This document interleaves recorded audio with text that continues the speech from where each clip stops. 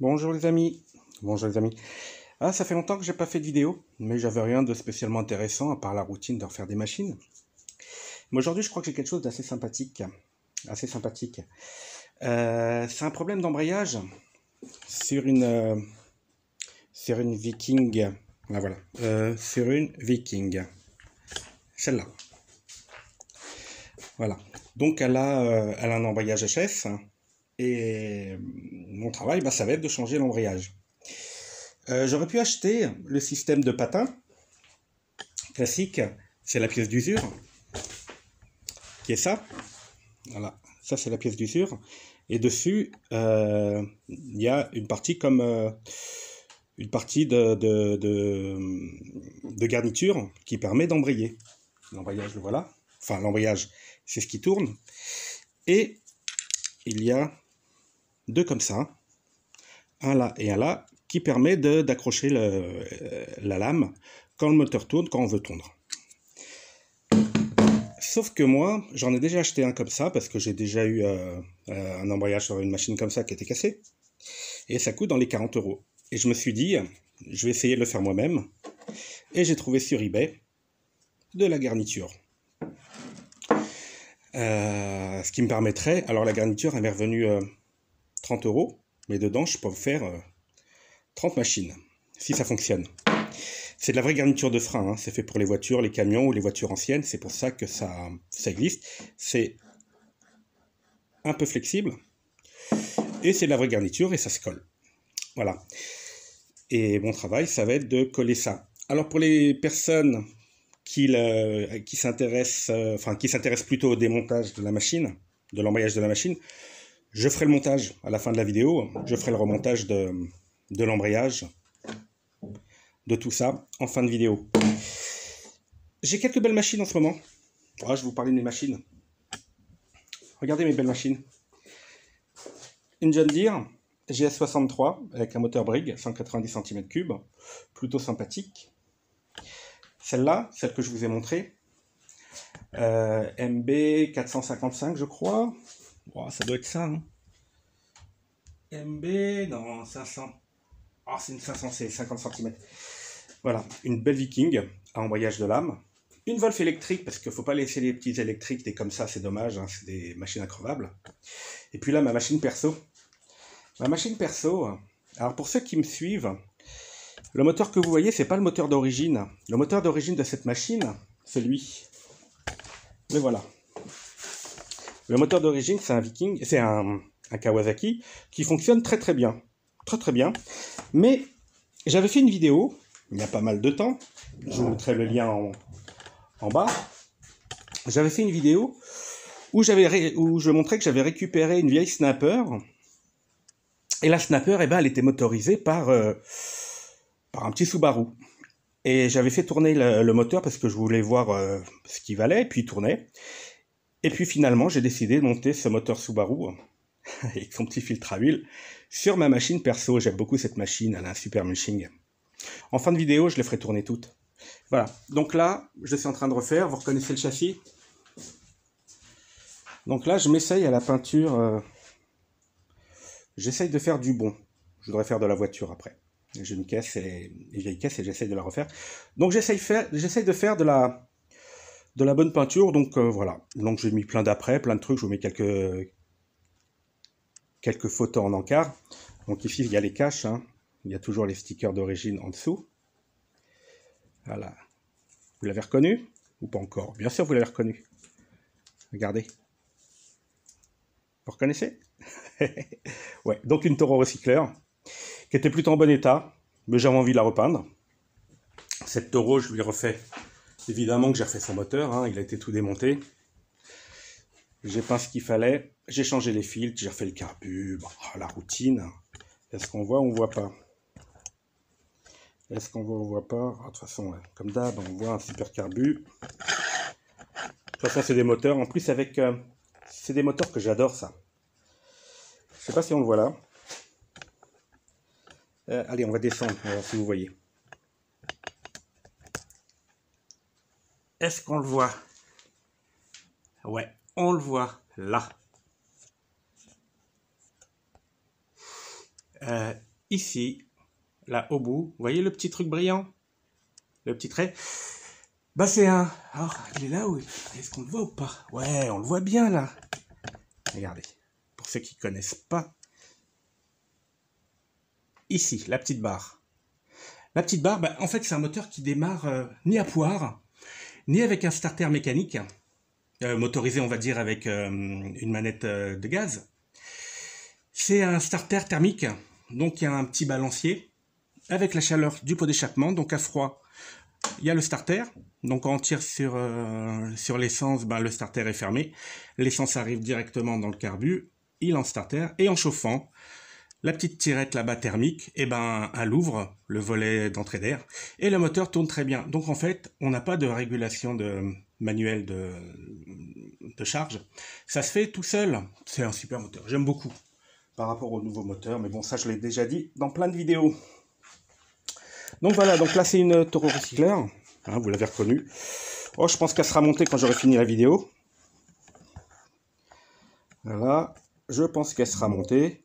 Le moteur, c'est sûr qu'elle tournera. Mais je ne suis pas encore bien content de cette peinture. J'ai encore des trucs à faire. Bon, on verra.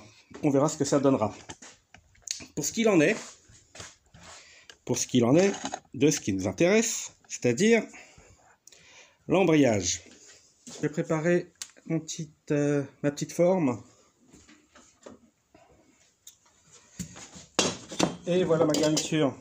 Il y en a qui vont dire pourquoi tu n'achètes pas directement des garnitures comme ça. Bah, vous aurez compris que si j'avais qu'une machine évidemment, mais le fait d'avoir cette bande là, bah, ça me donne toute une panoplie, toutes les formes possibles de garnitures d'embrayage. Parce que en fait, je pourrais éventuellement la tailler de la forme que je veux et l'adapter à toutes les garnitures. Ça, je l'ai acheté en Allemagne, ça semble assez souple. De toute manière, ça ne doit pas bouger beaucoup. Voilà la courbe. Mon abac, le voilà. Enfin, mon abac, ma forme, la voilà. Et on va essayer de la couper au Dremel.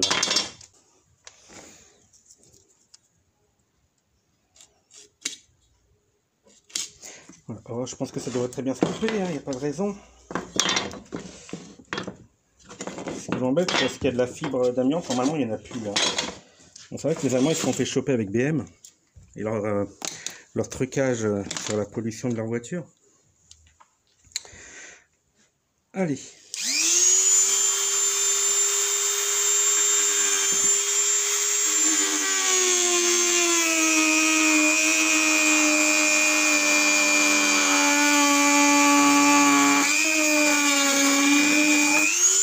Super. Super. Super. Bon, j'en ai besoin de 2 pour la machine, celle-là. Mais en fait, j'en ai 4. Parce que j'avais une autre machine. Voilà. Donc, ça devrait aller. Maintenant, je vais le couper à la taille là.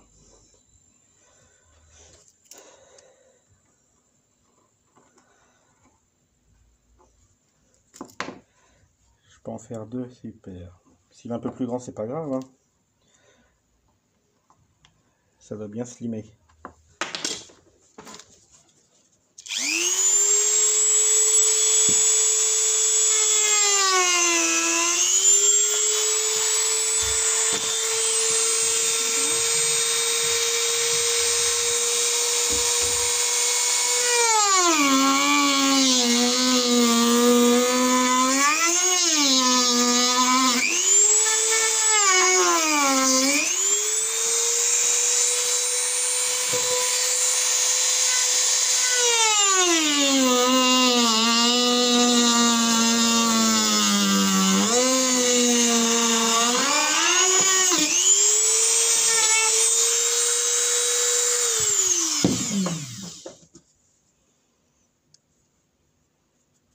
Bah, ça a l'air assez bien. Voilà. Ça a l'air assez bien. Voilà ce que j'ai fabriqué. Vous avez compris ou pas encore? Bah, je vais mettre de la colle. La colle, c'est une bicomposante que je vais mettre, un type phénolique métal plastique. Voilà. Et après avec un rixan, comme ça, je vais l'amener ici. Bon allez, on va faire celui-là en premier, ensemble.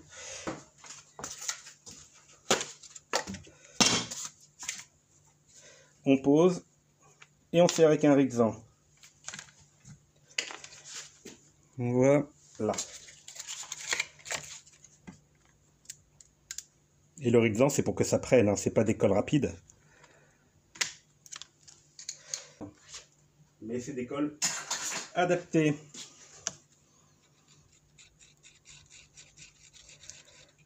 Voilà. Ah, j'espère que ça va marcher, hein. Ensuite, ma colle.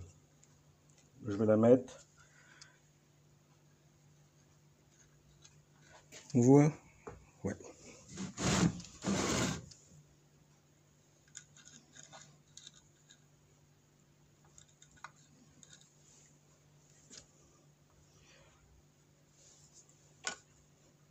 C'est pas de la néoprène, d'accord? On est d'accord? Donc je suis pas obligé de mettre sur les deux côtés, mais ça me permet. J'espère qu'elle va tenir. Alors, deux choses. Où je la mets et elle arrive à se tordre sans se casser. Où je la mets et au lieu de se tordre, elle se casse. Comme la garniture, je l'ai pris en 6 mm pour la rendre plus flexible, si jamais elle se casse. Et ben je réduirai son épaisseur. Allez, 1 ans.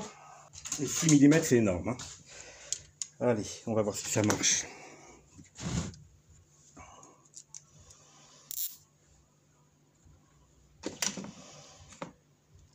Joyeuses fêtes à vous, hein. On est le 28 là. 28 de l'année 2020. Ah, je le sens mal.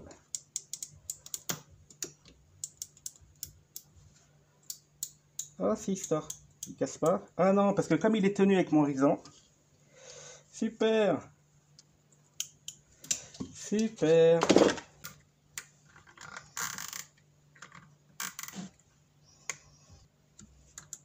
Super. Les amis, ça a l'air bien. Bon, alors voilà ce que ça donne. Voilà ce que ça donne. Pour nous, je fais les 3 autres. Je vous ai promis que on démarrera la machine et qu'on les remontera. Donc je remonte l'embrayage juste dans quelques minutes pour vous. Je vais laisser plus de 24 heures sécher.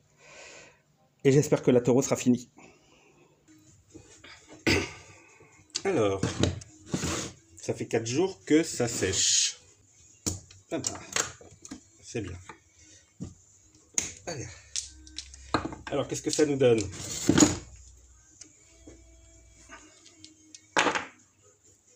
Ouais, ça a l'air bien.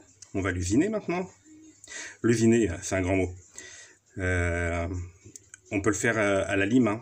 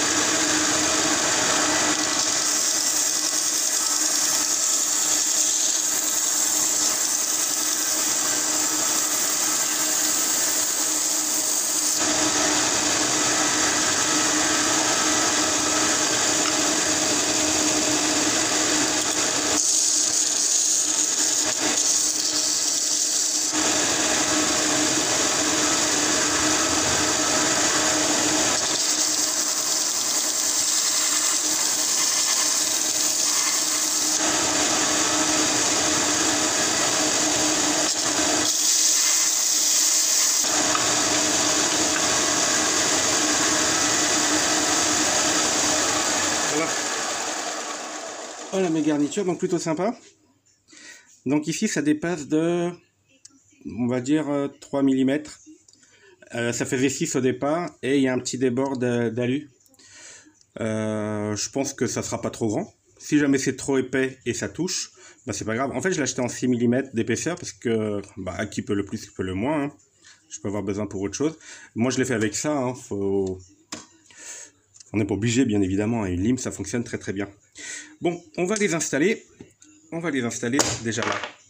On va rentrer tout seul. Donc, je rentre. Donc là, si je le serre, voilà, regardez. J'ai plus beaucoup de courses. Là, quand je le tourne, il y a les mâchoires à cause du ressort. Vous voyez, là, ouais, il y a du gras. On va le rentrer encore. Ah oui, il va être solidarisé. Lui, on va l'accrocher avec ça. Donc l'écrou central, il vient là. Ça, c'est ce qui tient l'embrayage sur le volant moteur.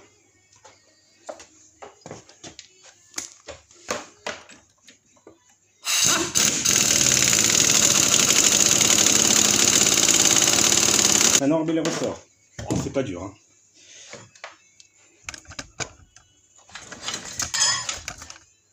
Pour ceux qui veulent faire, ici, on a la commande. Et là, on a 3 trous. J'aurais peut-être dû mettre ça avant. Ça vient là. Non, ça va. Ça, c'est le câble, hein. Câble d'embrayage. Voilà, on va le mettre là. Et là, le ressort. Alors là, ça va être un peu plus dur. Il faut le tendre. Oh non, ça va. Je le mets où? Oh, je vais le mettre au facile. Voilà. Donc là, voilà la lame. 2 écrous. Alors pour la lame, les écrous ils sont derrière. Ici, et un écrou, et pas de vis.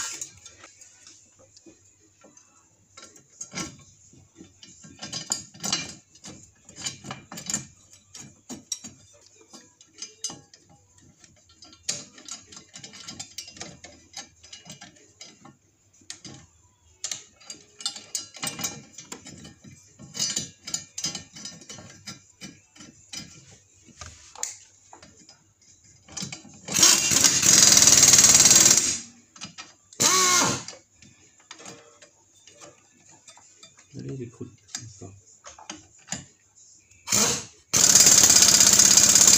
La lame affûtée côté intérieur. Là, il y a les 2 boulons de lame. Faites attention comme sur les Honda. D'accord. Et le central, c'est pour retenir le roulement qui est accroché sur le volant moteur. On aurait pu penser que le roulement se tire. Sur les côtés, vous allez voir, sur les côtés du roulement, il y a une petite vis qui empêche que le roulement se désolidarise, se décolle. Bon, on va démarrer celle-là. Et puis après, comme promis, si ça vous intéresse, je vous démarre les autres. Et je vais chercher dans ma petite remise, dans mes remises, les 2 autres machines que je voulais montrer. Donc une verte, une jaune, assez sympathique. Bon, celle-là devrait démarrer. Allez, je vais laisser, je fais pas de coupure. Je suis sûr qu'elle démarre tout de suite, celle-là. C'est un bon moteur. De toute façon, les briques, j'adore. Enfin, j'adore. En fait, j'aime tous les moteurs, sauf les derniers Briggs. Je suis désolé. Voilà.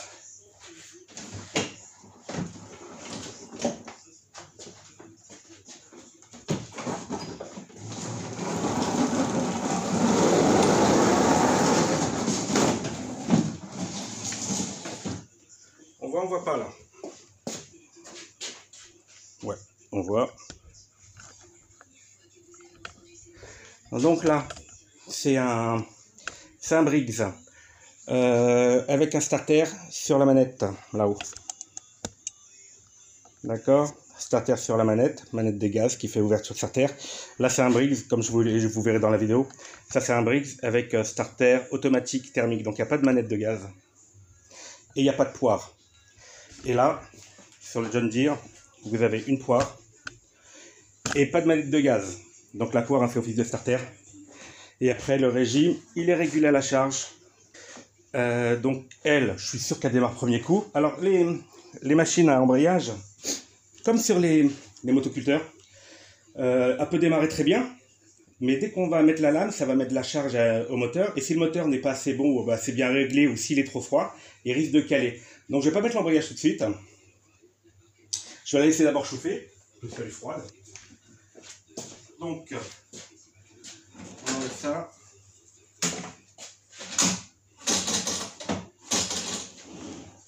Le starter. Elle, normalement, elle démarre du premier coup. Vas-y, me fais pas mentir.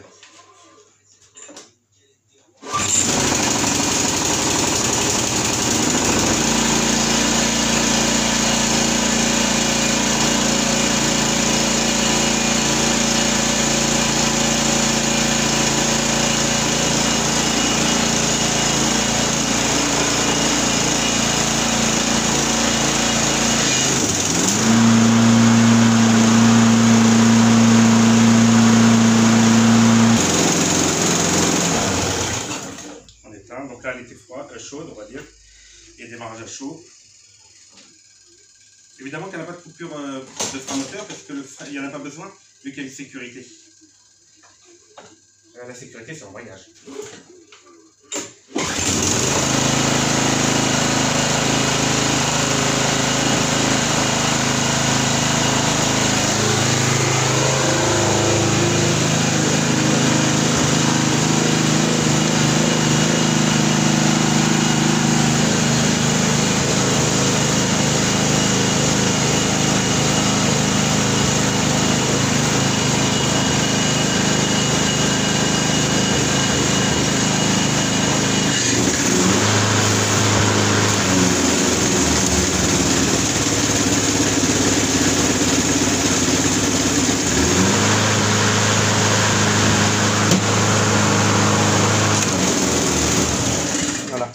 L'embrayage, il va s'user un petit peu, parce que là, elle accroche pas trop. Bon, voilà. Elle accroche pas trop, mais la lame, elle tourne très bien. Et l'embrayage fonctionne. Je range mon merdier, j'amène les deux machines, et on démarre. Alors, voilà déjà. Par quoi je vais commencer? Par cette Granja. Cette Granja, alors je fais jamais des encombrants, jamais. Hein. Mais là, je suis allé vraiment pour jeter des ordures. Enfin, de la branche et du béton. Et ben, il y avait ça aux encombrants. Une Granja. Bon, pour ceux qui ne connaissent pas, c'est français, ça n'existe plus, enfin la marque n'existe plus. Elle est comme neuve, vraiment comme neuve. Les couteaux sont un petit peu rouillés, mais de la rouille de surface. La peinture, j'ai pas touché l'orange, il est vraiment d'origine. Aucune marque de rouille. Là, on dormait dans un abri d'or, chez moi, parce que j'ai plus de place dans la cabane. Et j'ai repeint que ça. Donc oui, c'est une électrique, mais une démousseuse électrique, bon, c'est pas trop grave, vu que l'utilité, elle est pas... C'est pas une machine qui est vachement sollicitée, mais c'est quand même 1600 watts. Alors 1600 watts, ouais, 1600 watts c'est suffisant. Ouais, donc voilà ce que les gens jettent. Bon, elle fonctionnait pas. Hein. Elle fonctionnait pas, j'ai changé un condo. Et puis là, j'ai essayé de l'aider tout à l'heure, mais c'est des machines, il ne faut pas les laisser dehors parce que ça coince les moteurs, ça coince les courroies. Quand je suis dehors, même sous un abri, l'humidité, ils n'aiment pas. Une électrique, une deuxième. Alors celle-là, je fais pas d'électrique en temps normal, mais quand je vois des machines, j'adore cette petite Wolf. D'ailleurs, mon père, il veut une machine légère, donc il a que de ça. À chaque fois, je lui change. Donc ça coûte que dalle. Pareil, elle marchait pas. C'est un problème électrique. Un contact électrique dans celle-là. Elle a 25 ans. Elle est de quand celle-là? 2005. Non, elle est jeune. Elle a 16 ans. Jeune 16 ans. On peut faire encore. Je ne l'ai pas lavée encore. Celle-là, je ne l'ai pas nettoyée. Mais quand elle sera lavée, elle sera comme neuve. Vraiment comme neuve. Évidemment. Ces machines-là, problème zéro. Il ne faut pas mettre à l'humidité dehors, c'est tout. Vous voyez, il n'y a pas de frein de lame. Alors sur les nouvelles électriques, vous allez avoir un frein de lame. Et ce qu'il y a cette machine, c'est qu'en général, quand vous avez une machine comme ça, pratiquement tout le temps, cette pièce-là qui permet de maintenir le panier, bah, il est bon. Bah, celui-là, elle l'a encore. Elles existent, celles-là, en tracté. Ça se trouve, hein. En panne, ça se trouve, ça coûte que dalle. Enfin, quand vous les trouvez. Et puis, sauf si le moteur est brûlé, mais c'est rare d'avoir un moteur brûlé, c'est vachement rare. Mais ça arrive. J'ai acheté un John Deere électrique avec le moteur brûlé. Bon, laquelle? Oh, regardez celle-là. Celle-là, on la voit. C'est un moteur, je connais pas trop, Saab, je crois. Bon, c'est une machine pro. Hein.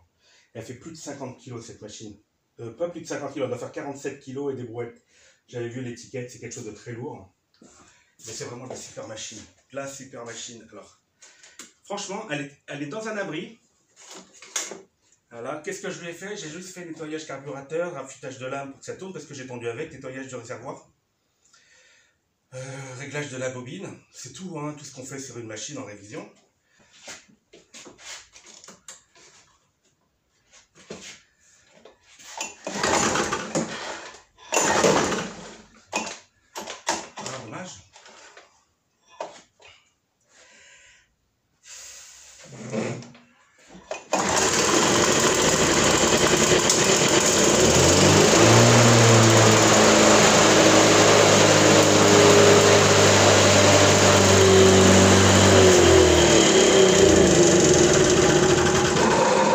Alors ça c'est du Dotan.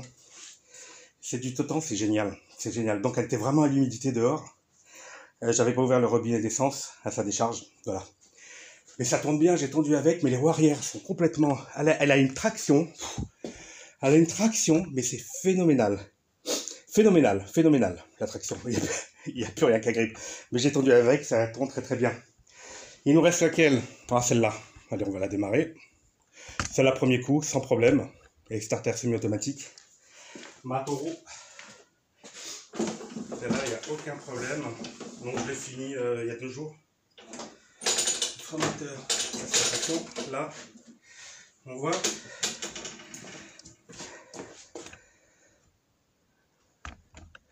Celle-là, il n'y a pas de problème. Donc un pétard au départ parce qu'elle est chargée en essence. C'est starter, je vous ai dit, automatique.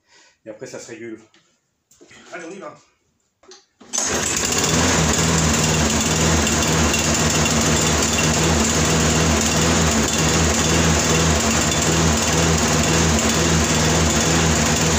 Donc un pétarade, c'est tout à fait normal. C'est tout à fait normal qu'il y ait pétarade, parce que le starter n'est pas fini. Et après, le starter est sous. Et après, tout bien. Il nous reste la John Deere. Celle-là, il lui faut au moins 3 coups pour qu'elle démarre. 3 coups. Au moins. L'autre en un coup. Bon, est-ce qu'elle va démarrer? Ça, c'est à poire. Toujours du Brig, du 190 cm3. Voilà, on entend. On voit, on voit pas. On voit. Celle-là, au moins 3 coups pour qu'elle démarre. Donc, je vous ai dit qu'elle n'avait pas de... Faut pas que je me tape derrière. Voilà.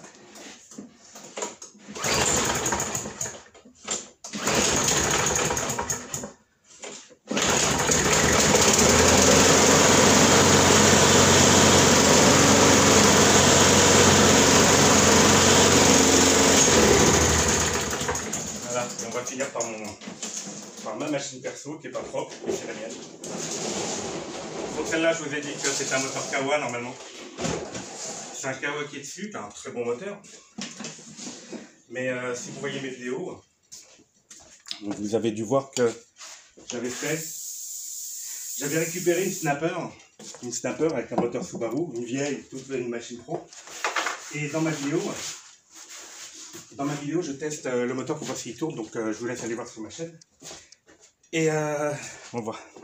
Qu'est-ce que je lui ai fait? J'ai changé le carbu, j'ai mis un autre carbu après, mais l'autre il marchait, mais j'ai mis un autre carbu.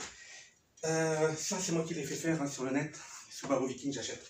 Enfin j'achète, je commande et j'achète. Donc celle-là, normalement, premier coup. Est-ce qu'elle a un robinet? Oui. Celle-là, elle tombe vachement bien. Elle est très lourde. Mais elle va partout. Mais l'autre John Deere, elle est pas mal. Enfin, elles sont toutes bien, hein. C'est toutes des belles machines. Hein. Ouais, je crois que c'est. J'ai un lot de pas mal de machines. Allez, le petit moteur. Ça doit être lui. Starter. Corde très court, on s'en fiche. Starter à fond. C'est là le premier coup normalement.